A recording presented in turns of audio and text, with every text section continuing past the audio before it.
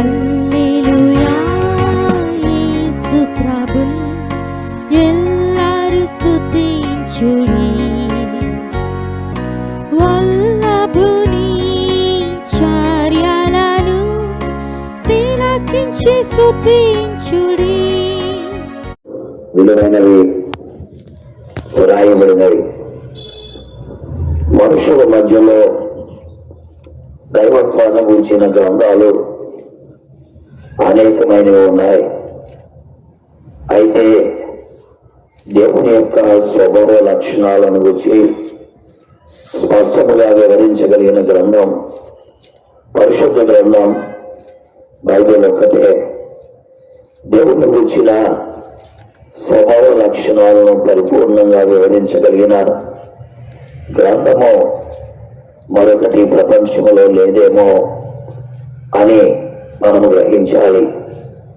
ఎందుకంటే దైవ గ్రంథములో దేవుని యొక్క లక్షణాలను ఎంతో చక్కగా వివరించారు.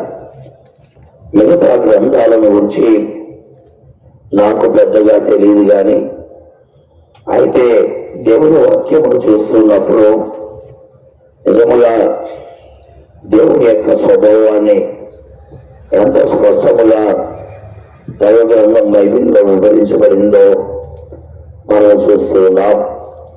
అందుకే మనుషులైనటువంటి మనము దైవ గ్రంథాన్ని చదవాలి. ఒకవేళ గ్రంథాన్ని చదవలేకపోతే గ్రంథ సంబంధిత బుక్స్ ఉన్నాయి, వాటిని చదవాలి. వాటిని కూడా చదవలేకపోతే గ్రంథాన్ని చదువు ద్వారా రూపాంతరము చెందినటువంటి మనుషులు దైవత్వములోకి వచ్చిన వారు ఈ మానవ లోకములో మనుషులు కల్పించిన మార్గాలను వెంబడించి మానవ కల్పితాల్లో విసిగిపోయి పారంపర్యాచారాల్లో మత్తుగా ఉండిపోయి సత్యమేదో ఎరుగక అంధత్వములో జీవిస్తున్న మానవులు దైవ గ్రంథాన్ని చదివిన తర్వాత వారు రూపాంతరము పొందిన వారి సాక్ష్యాలు కూడా మనము పుస్తకాల్లో చూస్తాం. కాబట్టి గ్రంథ సంబంధిత పుస్తకాలు నీకు ఇష్టం లేకపోతే ఈనాడు మరి మానవ లోకములో జీవిస్తున్న మనుషుల్లోనే నానా తెగలు, నానా జాతులు, నానా వర్గాలు, నానా భాషలు మాట్లాడేవారు ఎలాగున్నా క్రీస్తు ద్వారా లేక పరిశుద్ధ గ్రంథము ద్వారా రూపాంతరము పొందారో వాటిని ఎరిగి వెంబడించవలసిన వారుగా ఉన్నారని ఈ సాయంకాలం గ్రంథము చదవని వారికి వాక్య ప్రకారం మరి తెలియజేస్తూ ఉన్నాం. కాబట్టి ప్రియ స్నేహితులారా, తప్పకుండా దైవ గ్రంథ సంబంధమైన సంగతులు మానవ జీవితానికి మేల్కొల్పు, దేవుడు ఎలా ఉంటాడు అనేది మానవ లోకములో మనుషుల్లో ఎవరికి కూడా తెలియనటువంటి సంగతులు. దేవుని యొక్క రూపమేంటో తెలియదు, కూర్చోబోవుగా దేవుని రూపమేంటో తెలియని పరిస్థితిలో మనుషుల మధ్యలో దేవుడు ఎలా ఉంటాడు అనేది ఇప్పటికి కూడా మానవుడికి తెలియదు. అందుకే దేవుని యొక్క రూపాలను మనుషులు కల్పిస్తున్నట్లుగా మనం గమనిస్తాం. దేవుని రూపాలను మనుషుడు కల్పించడం ఏంటి? అసలు దేవుడు ఎలా ఉంటాడో తెలియకపోతే దేవుని రూపాన్ని మనము పటములో గీయగలమా? అదే ఈనాడు మానవునిలో ఉన్న అవివేకం. ఒక సంగతిని మనం బొమ్మ పటములో గీయాలి అంటే మొదట ఆ సంగతిని వచ్చినటువంటి పరిస్థితి మనస్సులో ఉండాలి. మనస్సులో ఉంటేనే మరి పటము మీదకి వస్తుంది. అయితే ఈ రోజున దేవుడు ఎవరో ఎలా ఉంటాడో తెలియని కారణాన్ని బట్టే ఈ రోజున పటములో జంతువులను గీస్తున్నారు, పక్షులను గీస్తున్నారు, పురుగులను గీస్తున్నారు, అంతేకాదు పక్షులను గీస్తున్నారు. కారణం ఏంటి అంటే దేవుని యొక్క రూపము తెలియక మరి వారి మనస్సుల్లో జంతువే దేవుడు అనుకున్నారు, పక్షే దేవుడు అనుకున్నారు, పురుగే దేవుడు అనుకున్నారు. అంతేకాదు ఈ విధంగా నానా రకం మనుష్యుడే దేవుడు అనుకుని వారు మరి డ్రాయింగ్ చేస్తూ వచ్చారు.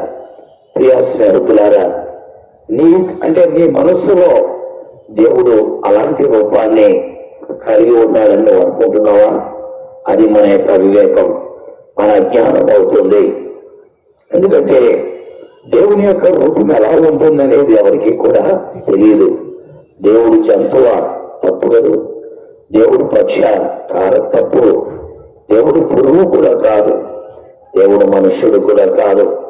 పిల్లరా, కాబట్టి దేవుని యొక్క రూపమును మానవుడికి తెలియని కారణాన్ని బట్టే ఇలాంటి నానా రకాలైన అజ్ఞానముతో కూడిన సంగతులను మానవుడు కలిగి ఉంటున్నట్లుగా ఈనాడు మనము చూస్తూ ఉన్నాం. ఇలాంటి సంగతులతోటే అజ్ఞానముతో కూడిన విశ్వాసాన్ని, అంధత్వముతో కూడిన భక్తిని, మరి చీకటి సంబంధమైన పరిస్థితులతో కూడిన దైవత్వాన్ని ఉంచిన ప్రలోభాలకు మానవుడు బానిసైపోతున్నట్లుగా మనము చూస్తున్నాం. పిల్లారా, దీనంతటికి కారణం ఏంటి అంటే మానవుని యొక్క అజ్ఞానమే, మానవుని యొక్క వివేకము లేని స్థితి అని మనము గమనించగలం. పిల్లారా, దేవుని యొక్క లేఖనముల ప్రకారము దేవుడు ఎలా ఉంటాడు అనేది స్పష్టముగా రాయబడింది. దేవుడు ఎలా ఉంటాడు అంటే సమీపింపడని, తేజస్సులో ఉంటాడని, అమరత్వము గలవాడని, మనుషుల్లో ఎవడూ ఆయన్ని చూడలేడని, ఎవడూ ఆయన్ని చూడనేరడని స్పష్టముగా గ్రంథములో మనము చూస్తున్నాం. కాబట్టి అంటే లేఖనాల ప్రకారము దేవుని యొక్క రూపము ఎలా ఉంటుందనేది ఎవరికీ తెలియదు. పరిశుద్ధ గ్రంథం మాట్లాడేది ఏంటంటే ఆయన సమీపింపరాని తేజస్సులో ఉంటాడు అని చెప్పారు. రూపము తెలియదు. అమరత్వము కలిగిన వాడిగా ఉంటాడు, రూపము తెలియదు. మనుషుల్లో ఎవరు కూడా ఆయన చూడలేడు, చూడనేరడు అని లేఖనాల్లో రాయబడి ఉంది. పిల్లరా, కాబట్టి దేవుని యొక్క రూపం ఎలా ఉంటుంది అనేది పరిశుద్ధ గ్రంథము చెబుతూ ఉన్నది. అంతేకాదు ఆయన స్వభావ లక్షణాలు పరిశుద్ధ గ్రంథం మాట్లాడుతుంది. ఏమనంటే ఆయన మహాగణుడు, మహోన్నతుడు, పరిశుద్ధుడు, మహోన్నతమైన పరిశుద్ధ స్థలాల్లో నిత్యము నివసించేవాడు అని చెప్తుంది. అంటే దేవుని యొక్క రూపము ఎలా ఉంటుంది అనేది మానవునికి తెలియకపోయినా పరిశుద్ధ గ్రంథము చెప్పేదేమనగా ఎవడు సమీపింపలాని తేజస్సులో ఉండేవాడే దేవుడు. ఆ దేవుడు మహాగణుడు, అంటే ఆయన కంటే గణుడు ఇంకెవరు కూడా లేరు. మహోన్నతుడు, నిత్యుడు, పరిశుద్ధుడు, మహోన్నతమైన పరిశుద్ధ స్థలాల్లో నివసించేవారని లేఖనాలు స్పష్టముగా తెలియజేస్తున్నాయి. పిల్లరా, ఇలాగున దేవుని యొక్క ఘనతను, దేవుని యొక్క అసమానత్వాన్ని, దేవుని యొక్క మహత్వమును, దేవుని యొక్క అద్వితీయ తత్వాన్ని పరిశుద్ధ గ్రంథము స్పష్టముగా వివరిస్తున్నట్లుగా మనము చూస్తున్నాం. అనగా దేవునికున్న లక్షణాలు మనకు అర్థమవుతున్నది ఏంటంటే కామ, క్రోధ, మదము, మోహము, మత్సరము లేనటువంటి వాళ్ళని స్పష్టముగా లేఖనాలను బట్టి అర్థమవుతుంది. పిల్లరా, ఇలాగున దేవుని యొక్క సత్యాలు పరిశుద్ధ గ్రంథములో ఎంతో సవివరముగా వివరించబడ్డాయి. పిల్లరా, ఆ దేవుడే మానవుణ్ణి తన స్వరూపమందు తన పోలిక చొప్పున నిర్మాణము చేశారు. అనగా మానవుడు దేవుడు స్వరూపములో నిర్మాణమయ్యాడు. అంటే దేవుడికి ఒక తలకాయ ఉంటే మానవుడికి కూడా ఒకే తలకాయ పెట్టాడు. దేవుడికి 2 చేతులు ఉంటే మానవునికి కూడా 2 చేతులే పెట్టాడు. దేవునికి మరి 2 కాళ్ళు ఉంటే మానవుడికి కూడా 2 కాళ్ళే పెట్టాడు. అలాగనా మానవుడు దేవుని స్వరూపములో దేవుని పోలిక చొప్పున నిర్మాణమైనాడని లేఖనాల్లో స్పష్టముగా మనము గమనిస్తూ ఉన్నాం. ఇలారా దేవుడు మానవుడు ఇంచుమించు భౌతికంగా ఒకే స్వరూపము, అంతేకాదు ఆత్మీయముగా కూడా ఒకటే స్వరూపం. ఆత్మీయముగా దేవుడు పరిశుద్ధుడు, మానవుడు కూడా పరిశుద్ధుడే. అందుకే ఆయన స్వరూపమందు ఆయన పోలిక చొప్పున మానవుని నిర్మించారు. అందుకే ఆ నిర్మాణమైన మానవుడు దేవునితో కూర్చొని మాట్లాడుతూ ఉండేవాడు. పిల్లరా, దేవునితో కూర్చొని మానవుడు మాట్లాడుతున్నాడంటే ఆల్మోస్ట్ దేవుని యొక్క మహిమ మానవుడు కలిగిన వాడే. అందువల్లే దేవుని పక్కన కూర్చొని ఏం చేస్తున్నాడు? సంభాషిస్తున్నాడు. ఎందుకంటే దేవుడు ప్రతి సాయంకాలం వచ్చేవాడు. ఆ సాయంకాలం వచ్చినప్పుడు అతనితో కలిసి బాబు ఎక్కడున్నా అని అడిగేవాడు. ఇద్దరు కలుసుకునేవాడు. ఇద్దరు కలుసుకొని పక్క పక్కన కూర్చొని మాట్లాడుకుంటూ ఉండేవాళ్ళు. ఇది మనము చూస్తున్నాం. అందుకనే ఆ మొదటి మానవుణ్ణి వాక్యం ఏం చెప్తుందంటే దేవుని కుమారుడు అని చెప్తుంది. అంటే ఆదాము ఎవరండి? దేవుని కుమారుడు అని లోకాసువార్త 4వ అధ్యాయము ఆఖరి వచనాల్లో మనము చదువుతున్నాం. ఈ విధముగా దేవుని కుమారుడైనటువంటి ఈ మొదటి మానవుడు దేవునితో బాహ్య భౌతికంగా మరి ఆయన రూపాన్నే కలిగి ఉన్నాడు. ఆత్మీయంగా కూడా ఆయన స్వభావాన్నే కలిగి ఉన్నాడు. ప్రియమైన దేవుని వాక్యం వింటున్న ప్రియులారా, ఎలాగున ఆయన స్వరూపమందు ఆయన పోలిక చొప్పున మానవుడిని దేవుడు ఏం చేశాడు? నిర్మించాడు. ప్రియులారైతే ఈ మానవుణ్ణి నిర్మాణమైనటువంటి మానవుడు తప్పిపోవడానికి కారకుడు మరొకడు ఉన్నాడు. అతడే ఎవరు అంటే అపవాది. అతడు ఎవరండి?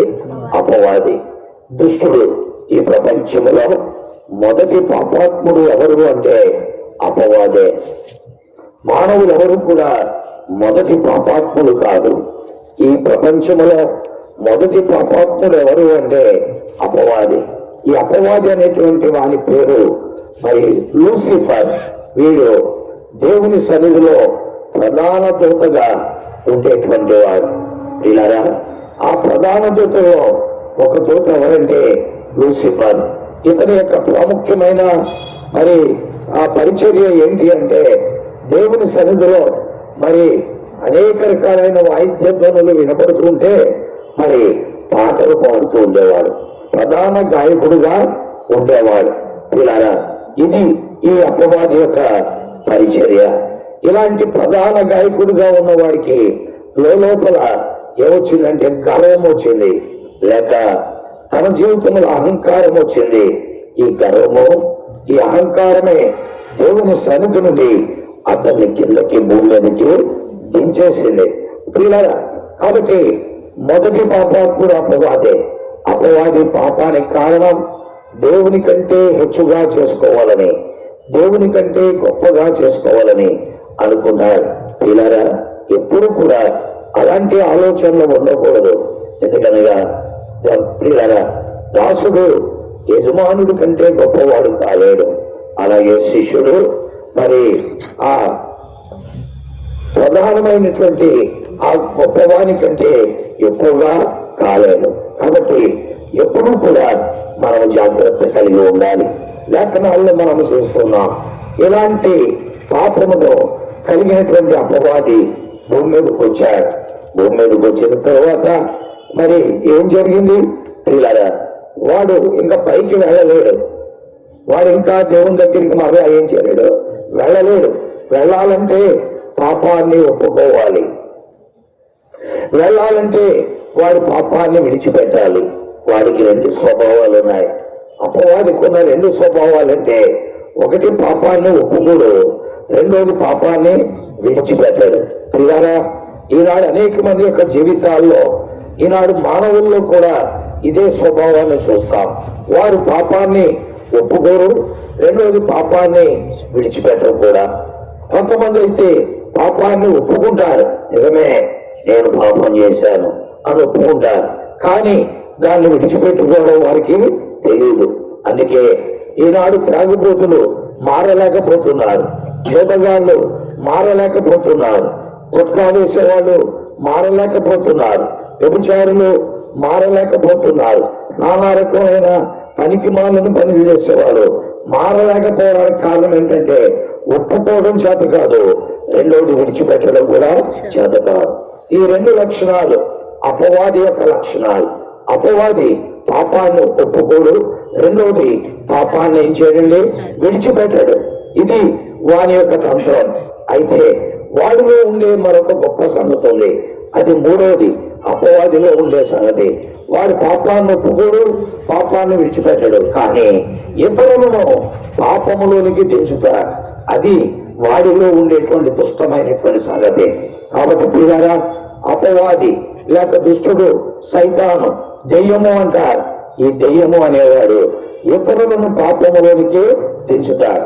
అందుకే వాక్యములో మనం చూస్తున్నాం, అపవాది ఆది నుండి పాపము చేయుచున్నాడు, పాపము చేయువాడు అపవాది సంబంధని లేఖనాల్లో మనం చూస్తున్నాం. కాబట్టి వాడు పాపాన్ని ఒప్పుకోడు, రెండోది విడిచిపెట్టాడు, కానీ ఎదుటి వ్యక్తిని పాపములోనికి దించుతాడు. ఆ స్వభావం ఈనాటికి కూడా మానవుల్లో ఉంది. అందుకే ఒక తాగుడు తాగేవాడు ఏం చేస్తాడంటే రెండో వాడికి కూడా ఏముండదో ఒకసారి తీసుకొని చూడు అంటాడు. తీసుకొని చూడేటప్పటికీ వాడు తీసుకునేప్పటికీ ఏదో తిమ్మిరిగా ఉంది, కొద్దిగా మళ్ళీ కొద్దిగా ఇయ్యమంటాడు, ఇంకా రెండో తిమ్మిరి, మూడో తిమ్మిరి, ఇక పూర్తిగా తిమ్మిరిలో మునిగిపోతాడు. ఎందుకు అంటే ఇలా అపవాది చేసే పనిది. అలాగున మనుషులను మోసం చేస్తారు. పిల్లరా, అపవాది ఇప్పుడు ఏం చేస్తాడంటే వాడు ఎటు తిరిగి పాపాన్ని ఒప్పుకోలేడు, పాపాన్ని విడిచిపెట్టలేడు, తద్వారా మరలా దేవుడి దగ్గరికి వెళ్ళలేడు. అందువల్ల ఈ భూమి మీద తన స్వరూపమందు తన పోలిక చొప్పున నిర్మాణం చేసిన మానవుని పాడు చేయటి కొరకై అపవాది కంకణం కట్టుకున్నాడు. అందుకే ఏ దేవుని తోటలోనికి వెళ్ళాడు.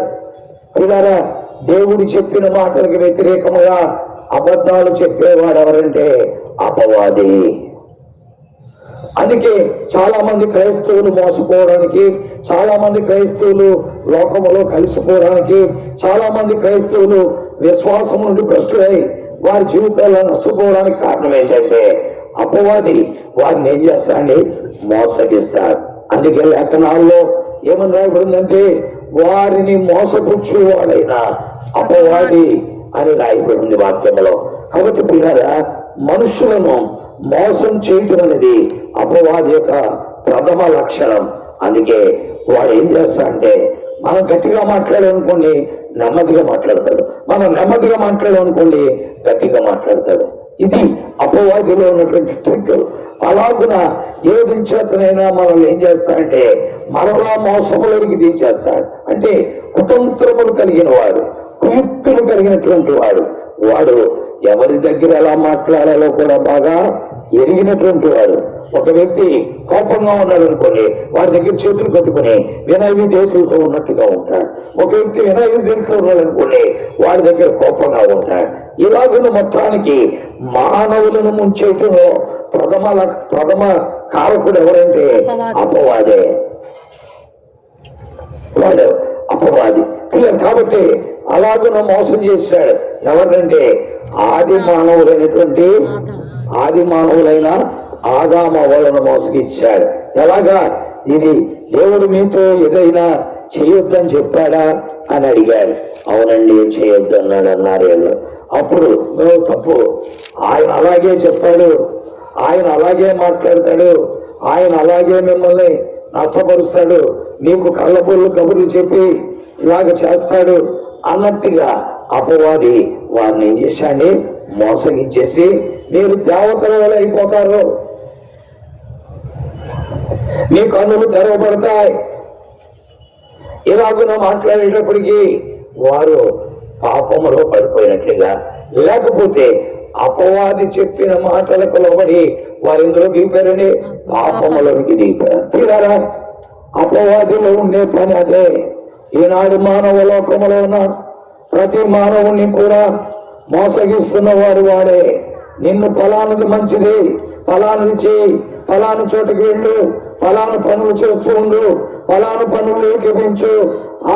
వాళ్ళు చెప్తున్న దేవుడు యేసుక్రీస్తు దేవుడు కాదు, నేను చెప్తున్న వాడే దేవుడు, దీన్ని వెంబడించని ఈనాడు విద్యావంతులను, ధనికులను, జ్ఞానులను, ఉద్యోగస్తులను, మరి ఎంతో అంతస్తు కలిగిన వారిని, పరువు ప్రతిష్ట కలిగిన వారిని, ధనికులను మోసగించుచున్న వాడు ఎవరంటే అపవాది. సత్యమునకు భిన్నముగా అబద్ధములు బోధించేవాడు ఎవరంటే అపవాది. సత్యవంతులు ఎవరు తెలియజేస్తూ ఉంటే సత్యవంతులు ఆయన కాదు, ఇదే సత్యమని చెప్పి అసత్యాన్ని సత్యముగా నమ్మించగలిగిన వాడు అపవాది. పిల్లరా, ఇలాగున మానవ లోకములో ఉన్న మనుషులను మోసగిస్తున్న వాడు ఎవరండి అపవాది. పిల్లరా, ఈ అపవాది అనేటువంటి వాడు మానవ లోకములో జీవిస్తున్న ప్రతి వ్యక్తికి ఆయన ఏమైనా కామన్ ఎనిమి అయినటువంటి వాడుగా ఉన్నాడని మనం ఎరగవలసిన వారుగా ఉన్నాం. అంటే Satan is a common enemy to everybody. ఈ ప్రపంచంలో ఉన్న ప్రతి మానవునికి, వారి విద్యావంతుడైనా, ధనికుడైనా, జ్ఞాని అయినా, పండితుడైనా, మరి ఇంకా లోకములో మంచి ప్రజ్ఞాశాలి అయిన వాడైనా ప్రతి వ్యక్తికి శత్రువు ఎవరంటే అపవాదే. ప్రియులారా, అందుకే దేవుని వాక్యములో అపవాదిని గురించి 14వ అధ్యాయము యెషయా-గ్రంథం 17వ వచనములో ఈ రీతిగా రాయబడి ఉంది. ఏమని రాయబడి చదవండి. 14వ అధ్యాయం 17వ వచనం. మరి యెషయా-గ్రంథం 14:17 మనం చదువుతుంటే ఈ రీతిగా రాయబడి ఉంది. ఏమని రాయబడి, లోకమును అడవిగా చేసి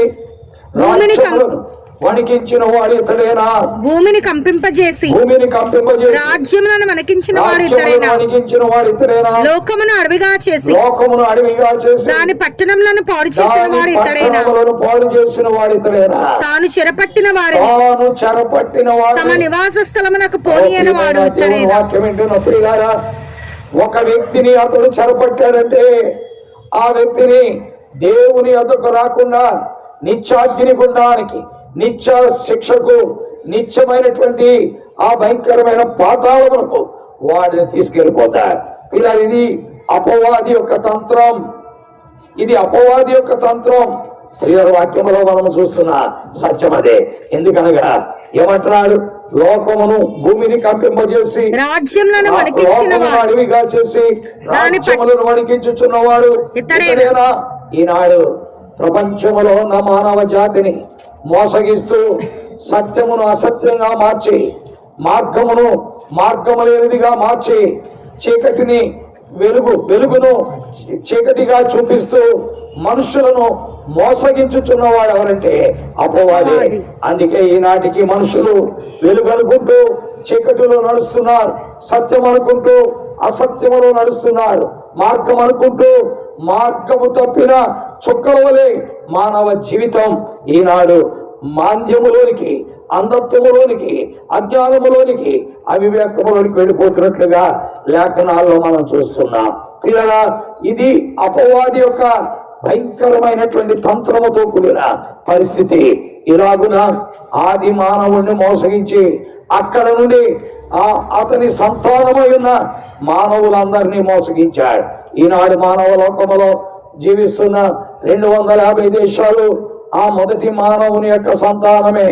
అనగా ఆ వాక్యములో రాయబడిన రీతిగా ఆయన ఒకరి నుండి సమస్త జాతి మనుషులను సృష్టించాడు. వారు ఒకవేళ ఆయనను తడవలాడి కనుగొందులేమని నిర్ణయ కాలములను పొలిమేరలను ఏర్పరిచాడని అపోస్తుల కార్యములు 17వ అధ్యాయం 26, 27, 28 వచనాల్లో చదువుతున్నాం.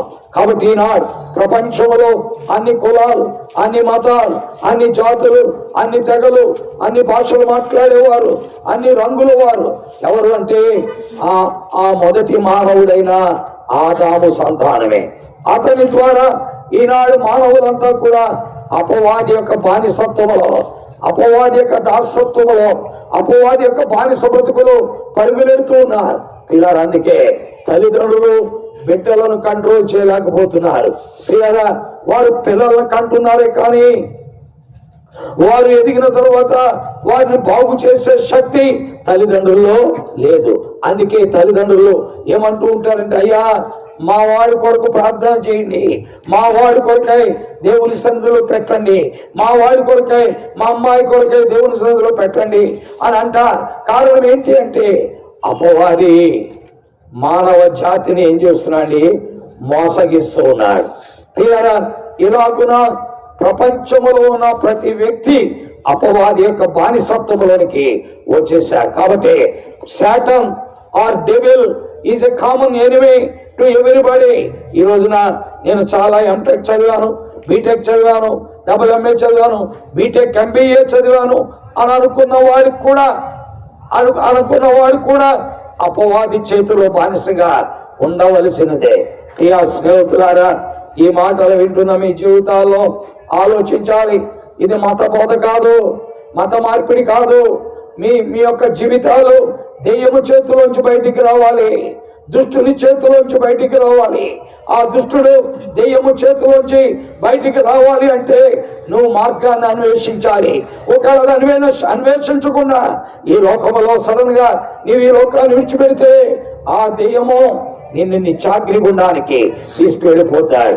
అందుకే వాక్యంలో రాయబడింది, అగ్నిగుండం అనేది, యమగుండం అనేది నీకు నాకు కాదు ప్రియులారా. అది ఎవరికి అంటే అపవాదికి, వాని దూతలకని. మత్తయి సువార్త 25:47 స్పష్టముగా రాయబడింది. ఏమి రాయబడిందో చూస్తున్నాం. మత్తయి సువార్త 25:47 చదువుతుంటే, అప్పుడు ఆయన ఎడమ వైపున ఉంటూ వారితో చూచి శపింపబడిన వారులారా, నన్ను విడిచి అపవాది. శపింపబడిన వారు ఎవరంటే అపవాది చేతిలో బానిసలాయి సత్యవంతుడైన దేవుని నమ్మక సత్య మార్గమునందు అడుగు పెట్టక వెలుగును చీకటి అనుకుంటూ వెలుగు చీకటినే వెలుగు అనుకుంటూ అంధత్వముతో కూడిన మనుషులు వీళ్ళందరినీ కూడా ఎక్కడికి వెళ్ళిపోతున్నారంటే అపవాదికి, వాని దూతలకు సిద్ధపరిచిన అగ్నిగుండంలోనికి వెళ్ళిపోతున్నారు. పిల్లరా, ఈ అగ్నిగుండం మానవుడికి కాదు. ఈ అగ్నిగుండం మానవుని కొరకై చేయబడింది కాదు. ఇది కేవలం పిల్లరా దేవుణ్ణి ఎదిరించి దేవుని కంటే తన స్థానాన్ని ఎక్కువ చేసుకోవాలనుకుని గర్వించి అహంభావముతో గర్వముతో దిగజారిపోయిన అపవాదికి, వారి అనుచరులకు ఈ పాతాళము లేక ఈ అగ్నిగుండము ఉన్నది.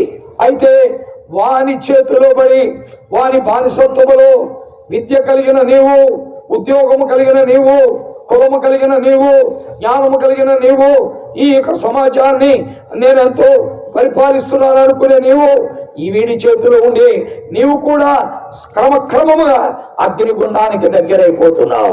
దీని నుండి తప్పించుట కొరకే 2025 సంవత్సరాల క్రితం, 2025 సంవత్సరాల క్రితం మానవ నిర్మాణకుడు తన స్వరూపమందు తన పోలిక చొప్పున నిర్మాణం చేసిన మానవుని కొరకాయ పంచభూతముల నిర్మాణకుడైన దేవుడు ఈ భూమికి మానవుడిగా వచ్చాడు. ఆయనే ప్రభు అయిన యేసుక్రీస్తు. పిల్లరా, ఆలోచన చేయాలి, దేవుని వాక్యమును ఆలోచన చేయాలి. ఎందుకు ఆయన మానవుడిగా వచ్చాడు? జంతువుగా రావచ్చు కదా, లేకపోతే ఏదో ఒక పక్షిగా, ఒక పురుగుగా ఆయన రావచ్చు కదా అంటే నో.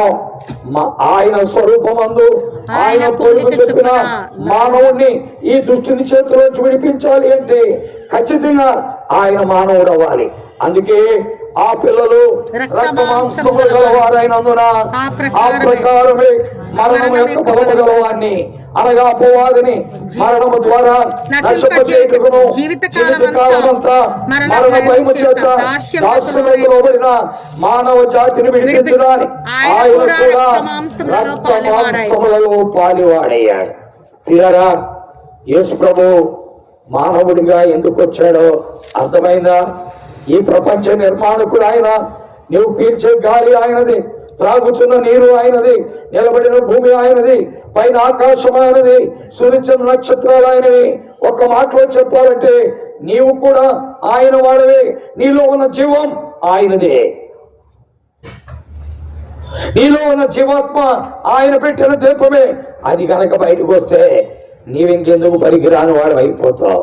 పిల్లరా, ఇలాగున ఆ ప్రేమమూర్తి మానవ నిర్మాణకుడు, మానవుణ్ణి ప్రేమిస్తున్నవాడు, మానవుణ్ణి విడిచిపెట్టలేనివాడు, మానవ జాతిని బాగు చేయాలనుకున్నవాడు, మానవ జాతిని ఉద్ధరించాలనుకున్నవాడు, మానవ జాతికున్న ఈ భయంకరమైన సమస్యల నుండి బయటికి తీసుకురావాలని కంకణం కట్టుకున్నవాడు, నిన్ను కన్నటువంటి వాడు, తల్లి గర్భములో నిన్ను రూపించిన వాడు, తల్లి ఒడిలో నిన్ను కూర్చోబెట్టిన వాడు, ఈ భూమి మీదకి నిన్ను తీసుకొచ్చిన వాడు ఆ ప్రభువే. ప్రియులారా, ఆ ద్వితీయ దేవుడే మానవుడిగా ఈ లోకంలోకి వచ్చాడు. అనగా ఆ దైవత్వము, ఆ దైవము మానవుడిగా మారి భూమి మీదకి వచ్చిన దినమే క్రిస్మస్ దినము. ప్రియులారా, క్రిస్మస్ అంటే దేవుడు మానవుడిగా మారటమే. కాబట్టి అర్థం చేసుకో, గ్రహించు, ప్రభువును నమ్మటానికి ప్రయత్నం చేయి. ఇదొక మతమును కూర్చిన బోధ కాదు. నువ్వు దెయ్యం చేతిలో ఉన్నావు, అపవాది చేతిలో ఉన్నావు, ఆ దెయ్యము చేతిలో, అపవాది చేతిలో ఏడవబడుతున్నావు. దాని నుండి నిన్ను బయటికి లాగాలంటే నీకు నువ్వుగా బయటికి రాలేవు. మీ అమ్మ బయటికి తేలేదు, మీ నాన్న బయటికి తేలేడు, నిన్ను కన్న తల్లిదండ్రులు బయటికి తేలేరు. నీకు సంబంధించిన వారి గురువులు కాని, పూజారులు కాని, పాత్రులు కాని, లేక మతాధిపతులు కాని, మత నాయకులు కాని, పీఠాధిపతులు కాని ఎవరు కూడా నిన్ను బయటికి తేలేరు. నిన్ను బయటికి తేవడానికి ఆయన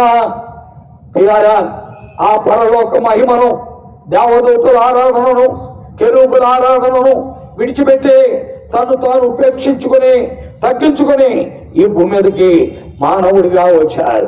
ఆయనే ప్రభు అయిన యేసు క్రీస్తు. ప్రియులారా, కాబట్టి అపవాది చేతుల్లోంచి బయటికి రావడానికి ఆయన తీసుకున్న నిర్ణయమే ఈ రోజున క్రిస్మస్ కారణం. ప్రియులారా, గుర్తుపెట్టుకో, ఈ రోజున మానవ జాతిలో ఒక తెగవారు, క్రైస్తవులు అనబడిన వారు క్రిస్మస్ ఆచరిస్తున్నారంటే దానికి కారణం అదే. ఈ క్రిస్మస్ అనేది ప్రపంచంలో అందరూ చేసేదే. ఎందుకనగా ప్రియులారా, ఒక పెద్ద ఆయన అన్నాడు, ప్రపంచంలో ఎక్కువ బిజినెస్ జరిగేది ఎప్పుడంటే డిసెంబర్ మాసంలో అన్నాడు. ఎందుకంటే ఎక్కువ బిజినెస్, ప్రియులారా, వ్యాపారస్తులు లాభం పొందేది, అన్ని రకాల వారు లాభాలు పొందేది ఎక్కువ ఎప్పుడంటే ఈ డిసెంబర్ మాసంలోనే. ప్రియులారా, దీనికి కారణమేమి? సత్యవంతుడైన దేవుడు, మానవ నిర్మాణకుడైన దేవుడు భూమి మీదకి సాక్షాత్తు మానవ రూపంలో రావడం బట్టే కదా ఆలోచన చేయాలి. కాబట్టి దేవుని వాక్యంలో మనం చూస్తున్న సత్యం అదే. ప్రియులారా, అందుకనే అక్కడ రాసిన పత్రికలో 1వ అధ్యాయంలో మనం చూస్తున్నాం ఈ సంకల్పమును బట్టి ఆయన పరలోకంలో ఉన్నవే గాని, ఏ సంకల్పం మానవ జాతిని దుష్టుని చేతిలో నుండి, దెయ్యము చేతిలో నుండి విడిపించాలనుకునే సంకల్పమును బట్టి ఆయన పరలోకంలో ఉన్నవే గాని, పరలోకాన్ని అనగా ఈ భూలోకములో ఉన్న మానవుణ్ణి పరలోకముతో ఐక్యము చేయడానికి ఆ క్రీస్తు ప్రభు ఈ లోకములోనికి వచ్చా. ప్రియమైన వాక్యం ఏంటున్న ప్రియులారా, మేము చెప్పే మాటలు ఒకవేళ కానివి అనుకున్నట్లయితే, లేకపోతే వీళ్ళ మత మార్పిడి చేయటానికి ఎలాంటి మాటలే చెప్తారని నువ్వు అనుకున్నట్లయితే, నీ జీవితంలో దైవ గ్రంథం బైబిల్ చదువు, దానికి సంబంధించిన పుస్తకాలు చదువు, లేదా ఇలాంటి మాంద్యముతో దెయ్యము చేతిలో ఉండి మగ్గిపోయిన మనుషులు విడుదల పొంది ఈ రోజున క్రీస్తుని గురించి సాక్ష్యం చెబుతున్నారు. వారి సాక్ష్యాలను చదువు, నీ జీవితం మారటానికి అవకాశము ఉన్నది. పిల్లల ఇలాగున ఆ ప్రభు ఈ భూమి మీదకి రావడం జరిగింది. అందుకే ఆయన వచ్చిన దినమున ఒక దేవదూత ప్రకటించింది ఏమంటే, భయపడకండి, మిమ్మల్ని విడిపించడానికి, దెయ్యమ్మ చేతిలో నుండి మిమ్మల్ని విడిపించడానికి, దెయ్యము బానిసత్వము నుండి మిమ్మల్ని బయటికి రప్పించడానికి ఒక ఆయన వచ్చాడు.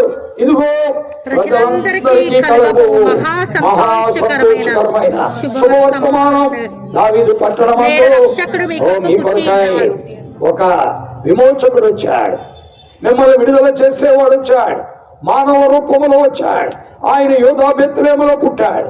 ప్రియమైన దేవుని వాక్యం వింటున్న ప్రియులారా, ఆ యేసు క్రీస్తు ప్రభు అందరికీ కావాలి. నాకు వద్దనుకున్నవాడు అగ్నిగుండానికి వెళ్ళిపోయి ఆ యొక్క దెయ్యముతో పాటు అగ్నిగుండంలో కాలాల్సిందే. ఆయన నాకు కావాలనుకున్నవాడు దాని నుండి బయటకు వస్తాడు. దేవుని వాక్యంలో మనం చూస్తున్నాం. దాని నుండి బయటికి తీసుకురాగలిగిన వాడు యేసు ప్రభు ఒక్కడే. కాబట్టి ఆ యేసు క్రీస్తునందు నీవేం చేయాలి? నమ్మాలి, విశ్వసించాలి. అంతమించి నువ్వేం చేయక్కర్లా. ఆయనకేం కొబ్బరికాయలు కొట్టక్కర్లా, ఆయన ముఖం మీద పువ్వులు చల్లక్కర్లా, ఆయన కొరకై నువ్వు ఇంకా ఏమైనా కార్యాలు చేయక్కర్లా. ఆయన కోరుకునేది ఒకటే, నన్ను నమ్ము, నా యందు విశ్వాసం ఉంచు, నా వైపు చూడు, బుద్ధిగంత నివాసులారా నా వైపు చూడండి, మీకు మేలు జరుగుద్ది అని ఆయన అడుగుతున్నాడు. ఆలోచన చేయవలసిన ఆవశ్యకత నీకు, నాకు, మనకు, ఈ భూమి మీద పుట్టిన ప్రతి మానవునికి ఉన్నది అనే విషయాన్ని సాయంకాలం మీకు తెలియజేస్తూ ఉన్నాం ప్రియులారా. కాబట్టి క్రీస్తులోనే ఆ భాగ్యం మానవుడికి ఉంది. ఆ ప్రభువైన యేసు క్రీస్తు వారు అందుకే ఆయన శిలువ మీద నిలవకొయ్య అడ్డకొయ్యపై వేలాడటానికి కారణం ఏంటంటే, ఆయన భూమి మీద ఉండగా నోటి మాటతో గుడ్డు వారి కాళ్ళు ఇచ్చారు, కుట్టి వారి కాళ్ళు బాగు చేశారు, మోగవారి మాట్లాడి చేశారు, చెవిటి వారు వినేటట్లు చేశారు, చనిపోయిన వారు సైతం ఆయన లేపాడు. కానీ ఆయనే శిలువలో మరణించవలసి వచ్చింది. కారణం ఏంటి? పిల్లరా, అపవాదిని మరణము ద్వారా మాత్రమే ఆయన జయించగలడు. అందుకనే ఆ పిల్లలు రక్త మాంసములు గలవారైనందున ఆ ప్రకారమే మరణము యొక్క బలము గలవాన్ని, అనగా అపవాదిని మరణము ద్వారా నశింపచేయుటకు ప్రియారా యేసు ప్రభు ఆ శిలువలో నిలవపోయి అడ్డకొయిపోయి ఒక బలహీనుడిగా 3 మేకుల మీద వేలాడాడని నువ్వు చెప్పుకుంటున్నావే. ఆయన 3 మేకుల మీద వేలాడింది ఎందుకో తెలుసా? నిన్ను వెంటాడుతున్న దెయ్యము చేతిలో నుండి విడిపించడానికే, నిన్ను వెంటాడుతున్న దుష్టుని చేతిలో నుండి విడిపించడానికే. కాబట్టి ఆయన అలాగున శిలువకి ఎక్కాల్సి వచ్చింది. అందుకే లేఖనాలు మనము చూస్తున్నాం, ఆయన ఆ అపవాది చేతిలో మనం బానిసలమైంటుండగా అపవాది చేతిలోని మనం విడిపించడానికి ఆయన ఏం చేశాడంటే, ఆయన మరణము ద్వారా వెళ్ళుడు ద్వారా, ఆయన మరణము గుండా వెళ్ళుడు ద్వారా అతన్ని నశింపచేస్తాడు. అందుకనే దేవుని వాక్యంలో మనం చూస్తున్నాం, ఏమని రాయబడింది? కొలస్సీయులకు రాసిన పత్రిక 2వ అధ్యాయము 13-15 వచనాలు మనం చదువుతుంటే, 13 నుండి 15 వచనాలు మనం చదువుతుంటే అక్కడ కనబడుతుంది. ఏమని రాయబడింది చదవండి. మరియు అపరాధముల వలన శరీరమందు సున్నతి పొందకుండును మీరు మృతులై ఉండగా. ఈనాడు మానవుడు చేత అపవాది పాపములు చేయించడం ద్వారా మానవ జీవితము చచ్చిన స్థితిలో ఉన్నది. అనగా జీవించుచున్నా అన్న పేరు మాత్రం ఉంది కానీ చచ్చిన స్థితిలో ఉన్నది. అయితే దేవుని వాక్యంలో రాయబడిన మాట మరొకటి ఉంది. ఏంటని చదవండి. మన మీద రుణముగాను మనకు విరోధముగాను ఉండిన రుణపత్రాన్ని మేకులతో కొట్టి దాని మీద చేతులు తుడిచివేసి మనకు అడ్డము లేకుండా ఎత్తివేసి మన అపరాధములన్నిటినీ క్షమించాడు. మానవ జాతిని ఆ దెయ్యము చేతిలో విడిపించడానికి ఆయనే శిలువకెక్కి మన అతిక్రమ క్రియల కొరకు గాయపరచబడ్డాడు, మన దోషముల కొరకు నలుగొట్టబడ్డాడు. మనకు రావాల్సిన శిక్ష ఆయన మీద పడింది. అలాగున ఆ శిలువలో ఆయన మన స్థానములో మనకు బదులుగా ఆ పాప శిక్షను, అపవాది యొక్క బానిసత్వాన్ని భరించి శిలువలో ఆయన రక్తాన్ని చిందించారు, ఆయన ప్రాణాన్ని ధారపోశారు అని లేఖనాల్లో 53వ అధ్యాయం 8వ వచనంలో చూస్తున్నాం. ఏమి రాయబడింది? ఆయన అనేకుల పాపములను భరించి మరణము నొందినట్లు తన ప్రాణమును ధారపోశాడని రాయబడింది. అనేకుల పాపములను భరించి మరణము నొందినట్లు తన ప్రాణమును ధారపోశాడు. నీవు అపవాది చేతుల్లోంచి బయటికి రావాలి, లేకపోతే అపవాది నిన్ను మోసగించి ఈ ప్రాపంచిక ధర్మము చొప్పున మనుషుల కల్పితాల యందు, మనుషుల పారంపర్య ఆచారముల యందు, మానవులు కల్పించిన పరిస్థితుల యందు నిన్ను ఈడ్చుకుని వెళ్ళి చివరికి లోకములో నిన్ను ముంచివేసే పరిస్థితి నీకు ఏర్పడిపోతుంది. క్లియరా? లేఖనాల్లో మనం చూస్తున్నాం. అందుకని ఏమని రాయబడింది? అడ్డము లేకుండా ఎత్తివేసి ఆయనతో కూడా మిమ్మల్ని జీవింపజేస్తున్నాం. ఆయన ప్రధానులను అధికారులను నిరాయుధులుగా చేసి శిలువ చేత జయోత్సాహముతో ఆ శిలువలో ఆయన బలుడు ద్వారా ఓ మరణమా నీ ముళ్ళెక్కడ, ఓ మరణమా నీ విజయమెక్కడ చెప్పి అపవాది చేతిలో నుండి మానవుణ్ణి విడిపిస్తున్నాడు. పిల్లరా, అయితే నువ్వు బయటికి రావాలంటే చేయాల్సిన పని ఏంటి? నువ్వు బయటికి రావాలంటే చేయాల్సిన పని ఏంటి? దాన్ని అంగీకరించుట. నా కొరకై ప్రభు అన్నీ చేశాడు, నా కొరకై ప్రభు అన్నీ చేశాడు. ఆ దాసత్వం నుండి విడిపించడానికి శిలువలో మొత్తం అన్ని జరిగించాడు అని నువ్వు నమ్మితే, నమ్మగలిగితే దాని నుండి నువ్వేమవుతావు? బయటికి వస్తావు.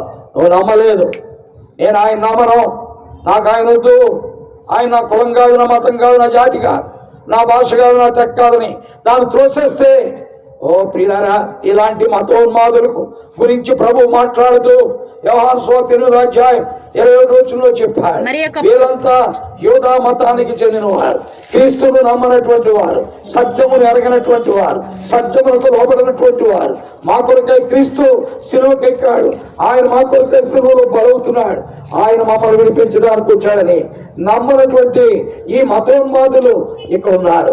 వాళ్ళే యోహాను సువార్త 8:21 వారితో అన్నాడు, మరి ఒకప్పుడు ఆయన నేను వెళ్ళిపోవచ్చున్నాను, చూసారా, మరొకప్పుడు ఆయన నేను వెళ్ళిపోచున్నాను, మీరు మీ పాపములోనే ఉండి చనిపోదురు కనుక నేను వెళ్ళి చోటుకి మీరు రాలేరు.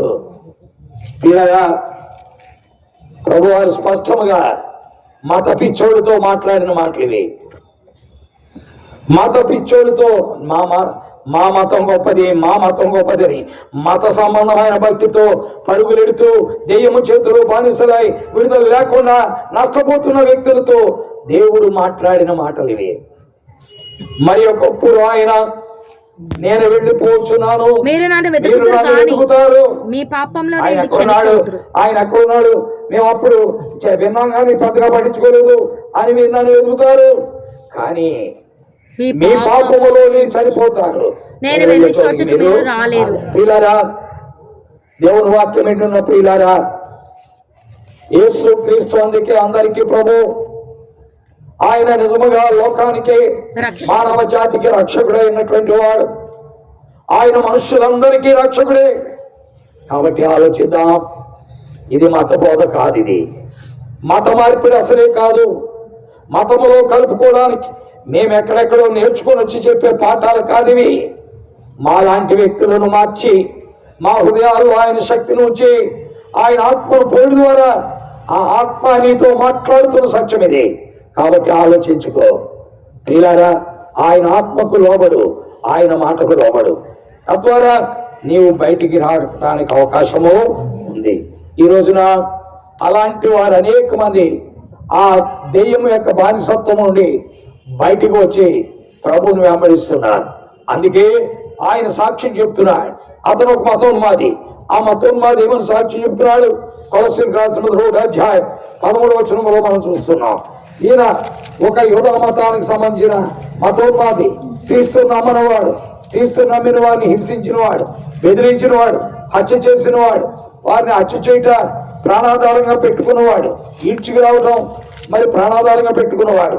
అది అంటున్నాడు 1:13 ఆయన మనల్ని అంధకార సంబంధమైన అధికారాల నుండి విడుదల చేసి, ఆయన మనలను అంటున్నాడు, నన్ను ఆ దుష్టుని చేతిలోంచి విడుదల చేశాడు, ఆ దెయ్యము చేతిలోంచి బయటికి తెచ్చాడు. ఆ దెయ్యము చేతిలోంచి బయటికి తెచ్చి ఆయన కుమారుడికి, ఆయన యేసు క్రీస్తుకు నన్ను ఏం చేశాడు? ఆయన వారసుడిగా, ఆయన రాజ్య వారసుడిగా మార్చాడు. ప్రియులారా, ఈ మాటలు వింటున్న మన జీవితాల్లో ప్రభు అయిన యేసు క్రీస్తు వారి దగ్గరికి మనము రావాల్సిన వారు. నీ జీవితం మారాలి, నీవు దుష్టుని చేతుల్లోంచి బయటికి రావాలి, లేకపోతే ఎప్పటికీ నువ్వు మారలేవు. నీకు పాపం చేయటం చేతనవును, పాపం నుండి బయటికి రావడం చేత కాదు. చూడండి, తాగుడు తాగేవాడికి తాగుడు తాగడం చేతనవుద్ది, తాగుడు మానేయటం చేత కాదు. తాగుడు మానేయటం చేత కాదు. మావాడు ఒకడు అడుపులుగా తాగుతూ ఉండేవాడు. ఒక అతను తాగుతుంటే అతను ఒకసారి డాక్టర్ దగ్గర తీసుకెళ్దాం, వీడు తాగుడు మానేటే కావాలి మంది ఇవ్వండి అన్న. వాడేమని అడిగాడంటే డాక్టర్ని, అయ్యా నేను తాగుడు మానలేను కానీ నేను తాగటం వల్ల నా ఊపిరితిత్తులు చెడిపోకుండా ఉండే మందే ఉన్నట్టే ఉన్నాను అడిగాడు. అంటే అంత దుర్బల స్థితి నాడు మానవునిలో ఉన్నది. ఎందుకనంటే మనం అది చేయగలమే కానీ దానిలోంచి బయటికి రాలేము. ఏ అలవాటైనా అలాంటిదే పిల్లరా, పాపము అలాంటిదే. పాపము మన చేత ఇలాంటి పరిస్థితులు తీసుకెళ్తుంది కానీ దాని నుంచి మాత్రం మనల్ని బయటికి తేలేదు. మనల్ని బయటికి తేగలిగిన వాడు ఒక్కడే. ఇదన్నీ ఈ పాప పనులన్నీ మన చేత చేయించేవాడు, ఈ పనికి మాలిన దురభ్యాసము దురలవాట్లను మన చేత చేయించేవాడు అపవాది, దెయ్యము. పిల్లరా, ఈ దెయ్యమే ఈ పనులన్నీ మన చేత చేయిస్తాడు, చేయించి మనల్ని ముంచేస్తాడు. కానీ వాడు మాత్రం దీనిలోంచి మనల్ని బయటికి తేలేదు. అయితే యేసు ప్రభు అనేక మందిని బయటికి తెచ్చాడు. అందుకే ఈనాడు వారు సాక్ష్యం చెప్తున్నారు. మేము త్రాగుబోతులం, మారిపోయాం. మేము చోదగాళ్ళం, మారిపోయాం. మేము తిరుగుబోతులం, మారిపోయాం. మేము భయంకరమైన పనికిమాల పనులు చేసిన వారం, మారిపోయామని వారు సాక్ష్యం చెప్తున్నారు. ఎవరి ద్వారా జరిగింది ఇది? దెయ్యము ద్వారా కాదు, ప్రభు అయిన యేసుక్రీస్తు ద్వారా. కాబట్టి ఆలోచిద్దాం. నిర్ణయాలు మనవే, బలవంతం లేదు. యేసుక్రీస్తు అందరికీ ప్రభు దేవుడు అని లేఖనముల ద్వారా చూస్తున్నాం. ఆయనకు అప్పగించుకుందాం. ఆయనకు దూరంగా, ఆయనకు వేరుగా మనం ఏమీ చేయలేమని యోహాను సువార్త 15:5 చదువుతున్నాం. ఏమంటున్నాడు? ద్రాక్షావల్లి నేను, తీగలు మీరు, ఎవడు నా యందు నిలిచుండును, నేను ఎవని యందు నిలిచుండును, వాడు బహుగా ఫలించును. నాకు వేరుగా ఉండి మీరేమీ చేయలేరు. ఇలా ఈ ప్రపంచంలో ఏ దేశమైనా, ఏ రాష్ట్రమైనా, ఏ జిల్లా అయినా, ఏ గ్రామమైనా, ఏ వీధైనా ఆయనకు వేరుగా వెళితే వారి జీవితాలు బాగుపడవు, వారి జీవితాల్లో దీవెన పొందలేరు. కాబట్టి ప్రభు అయిన యేసుక్రీస్తు వారి దగ్గరికి పోతాం. యేసుక్రీస్తు మానవ జాతికి క్షేమాన్ని, మేలుని చేసేవాడు. అందుకనే లూకాసు వార్త 1:65-78 కలిసి ఉన్నాయి. అందులో మధ్యలో ఉన్నది. ఏమంటున్నాడు చదవండి. యేసుక్రీస్తు భూమి మీదకి ఎందుకు వచ్చాడో చెప్పాడు. మనలను మన శత్రువుల నుండి విడిపించి, మన శత్రువుల చేతి నుండి విడిపించి మన జీవిత కాలం అంతా నిర్భయలమై ఆయన సన్నిధిలో శత్రువు అనగా అపవాది చేతుల నుంచి విడిపించి మన జీవిత కాలం అంతా నిర్భయలమై. నిర్భయ యాక్ట్ నిన్ను దెయ్యము చేతులోంచి విడిపించలేదు. నిర్భయ పోలీస్ స్టేషన్ కూడా నేను దెయ్యము చేతులోంచి విడిపించలేదు. పిల్లలు, దెయ్యము చేతులోంచి విడిపించేవాడు ప్రభువైన యేసుక్రీస్తు ఒక్కడే. అందుకే అంటున్నాడు, జీవిత కాలం అంతా నిర్భయలమై శత్రువుల చేతిలోనూ మనము విడిపించబడి నిర్భయలమై ఆయన సన్నిధిని పరిశుద్ధముగాను నీతిగా ఆయనను సేవించుట కొరకే ఈ రక్షణ కలుగజేసి ఆయన ఈ లోకములోనికి వచ్చాడు. యేసుక్రీస్తు ఈ లోకములోనికి వచ్చింది ఎందుకు అంటే అందుకే పిల్లరా, ఎందుకని శత్రువుల చేతుల నుంచి విడిపించబడటానికి, నిర్భయముగా జీవించడానికి, పరిశుద్ధంగా ఆయన సన్నిధిలో ఉండడానికి, నీతిగా బ్రతకడానికి ఆయన రక్షణ కలుగజేసి ఆయన ఈ లోకంలోకి వచ్చారు. ప్రియమైన దేవుని వాక్యం వింటున్న ప్రియులారా, ఈ విషయాన్ని ఆలోచిద్దాం. మీకు ఇష్టమైతే వెంటనే ప్రభు దగ్గరికి రా. దేవుడు నిన్ను కరుణించి 2025 అంతా కాపాడాడు. ఎంతో మంది ఈ లోకాన్ని విడిచిపెట్టేశారు. ఈ సంవత్సరంలో నీవు ఇంకా బ్రతుకున్నావు. నువ్వు పాతాళానికి వెళ్ళకూడదనే, దెయ్యము చేతుల అగ్నిగుండానికి వెళ్ళకూడదని ఆయన నీకు అవకాశం ఇస్తున్నాడు. దేవుడిచ్చే అవకాశాలు సద్వినియోగపరచుకొని ఈ యొక్క డిసెంబర్ ఆఖరులో ఆయన ప్రభు దగ్గరికి వచ్చి ఒక తీర్మానముతో, ఒక నిర్ణయంతో ప్రభుని వెంబడించడం ప్రయత్నించు. దేవుడు నిన్ను, నీ కుటుంబాన్ని, నీ బిడ్డలను దీవిస్తాడు. నీ భవిష్యత్తు ఆశీర్వాద కారణంగా ఉంటుంది. పిల్లారా, ఆయనకు వేరుగా మనం ఏమీ కూడా చేయలేము. కాబట్టి ఆలోచిద్దాం. ప్రభు పాదాల దగ్గరికి వద్దాం. మనకున్నటువంటి ప్రతి విధమైన పరిస్థితి నుండి బయటకు వద్దాం. ఆ ప్రభుకు అప్పగించుకుందాం. ఆ ప్రభు చేతులను పడదాం. ఆయన చేతులు పడుటే మనకు ఆశీర్వాదం. ఆయనకు దూరంగా ఉండుట మనకు శాపం. కాబట్టి గుర్తుపెట్టుకొని ఆ ప్రభుని యేసుక్రీస్తు వారి యొద్దకు చేరుదాం. ప్రభు తన మాటలు మన మధ్యలో ముద్రించి మనందరికీ మేలు కలిగినట్లు, ఆశీర్వాదం కలిగినట్లు పరిశుద్ధాత్మ దేవుడు సహాయము చేయను గాక. ఆమేన్. ఆమేన్. ప్రార్థిస్తాం. కళ్ళు మూసుకుందాం. మీరు ఎక్కడ నుండి విన్నా, ఎక్కడున్నా, నీ ఇంటిలో, నీ మంచం దగ్గర, నీ కుర్చీ దగ్గర కళ్ళు మూసుకొని ప్రభు పాదాల దగ్గరికి రండి. ప్రభువుకు అప్పగించుకోండి. ఒక చిన్న ప్రార్థన, విధేయతతో కూడిన ప్రార్థన, ఉపేక్షించుకుని చేసే ప్రార్థన, ఆయన నమ్ముతూ చేసే ప్రార్థన, ఆయన యందు విశ్వాసముతో చేసే ప్రార్థన నీ జీవితానికి క్షేమాన్ని, ఆశీర్వాదాన్ని ప్రసాదిస్తుంది.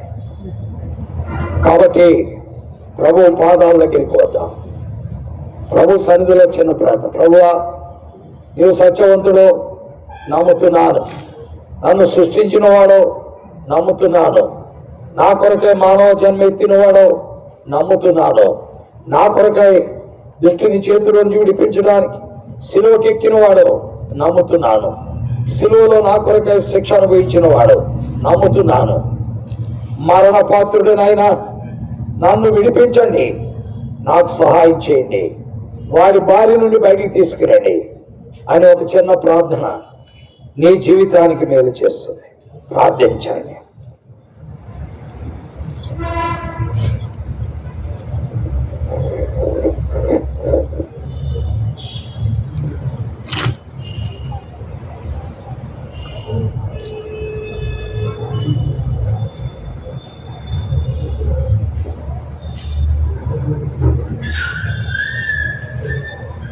పరిశుద్ధుడైన మా తండ్రి,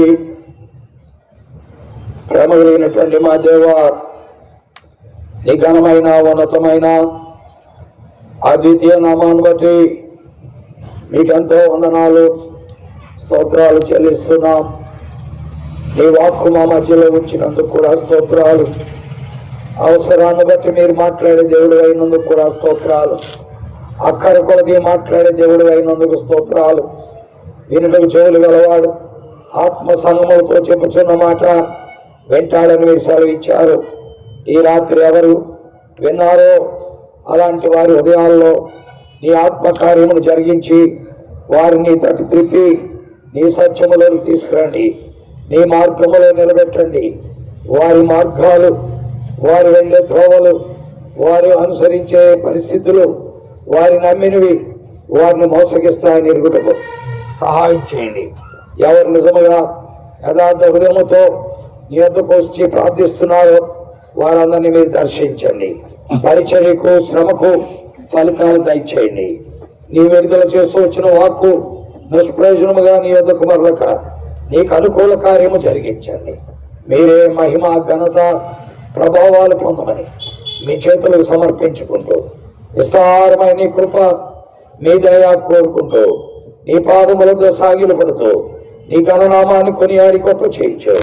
మరొకసారి మరి మా ప్రభు రఘు, అన్నమ్మ, అలాగే బిడ్డలు, కుటుంబాన్ని మీరు దీవించండి.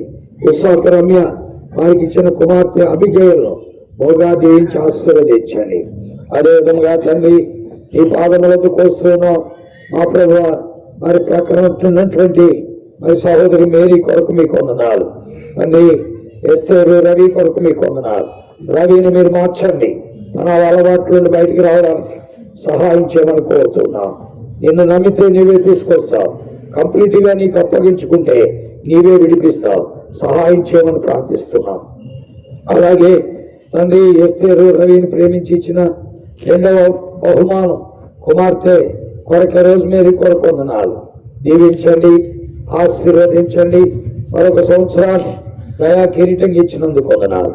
ఈ దీవెనతో బిడ్డలు నింపండి. చేరువచ్చిన బిడ్డలందరూ కొరకు వందనాలు. 2 దినాల పరిచర్యను ముద్రించండి, ఫలితాలు తీసుకురండి. యేసుక్రీస్తు వారి దివ్య నామంలో స్తోత్రించి వాక్యం వినేవారు ఎంతమంది అయితే విన్నారో వారందరి హృదయాల్లో కార్యాలు చేయండి. ఎవరు పరిచయం పెట్టారో మీ చిత్తములో, మీ చిత్తమైతే వారికి మరొక తరుణాన్ని దయచేయండి. ఏ విధం చేతనైనా కొంతమందిని మీరు రక్షిస్తారు. మా ప్రభువా, ఒకవేళ వినటానికి ఇష్టపడిన వారు వారి జీవితాల్లో ఏదో ఒక శ్రమ, కష్టము, ఇరుకు, ఇబ్బంది, అనారోగ్యత వారికి కలిగినప్పుడు నీ వైపు చూచి నీవు చేసే మహిమను గమనించి విశ్వసించి వారు అలాగ నిన్ను వెంబడించే కృప దయచేయండి. మీరే మహిమ పొందమని యేసు క్రీస్తు వారి దివ్య నామములో స్తోత్రించి ప్రార్థిస్తున్నాము తండ్రి. ఆమేన్. తండ్రి అయిన దేవుని ప్రేమ, ప్రభు అయిన యేసు క్రీస్తు వారి యొక్క అత్యున్నతమైన కృప, పరిశుద్ధాత్మ యొక్క అన్యోన్య సహవాసము సన్నది చేరువచ్చిన వారందరికీ సదా తోడైనను గాక. ఆమేన్.